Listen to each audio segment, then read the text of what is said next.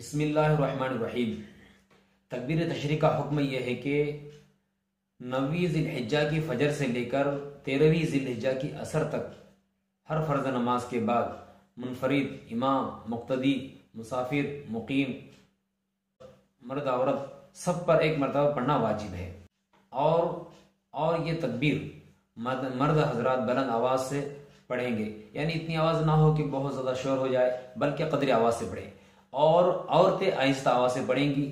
यहाँ तक कि अगर तकबीर तशरीक़ से पहले बातचीत कर ली या जानबूझकर वज़ू तोड़ डाला तो उसके ज़िम्मे से तकबीर तशरीक़ साक़ित हो जाती है, यानी उसके ज़िम्मे में बाकी नहीं रहती है।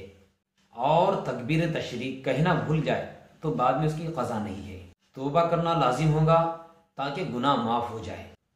यहाँ तक कि अगर किसी शख्स की अय्याम तशरीक़ के दौरान यानी तशरीक़ के दिनों में कोई नमाज क़ज़ा हो जाए और वो उसी साल अय्याम तशरीक़ के दौरान उस नमाज की क़ज़ा करना चाहता है तो उस क़ज़ा नमाज के बाद वो तकबीर तशरीक़ कहेगा। इसी तरह मसबूक भी अपना सलाम फेरने के बाद वो तकबीर तशरीक़ कहे। यानी मसबूक वो शख्स है जो किसी इमाम के पीछे नमाज पढ़ रहा है और इमाम के पीछे उसकी 1 रकात या 2 रकात या 3 रकात उसकी छूट जाए तो बाद में वो इमाम के साथ शामिल हो जाए, तो इस सूरत में वो इमाम के सलाम फिरने के बाद खड़े होकर जो अपनी नमाज मुकम्मल करता है, रकातों को मुकम्मल करता है, तो उस आदमी को मसबूक कहते हैं।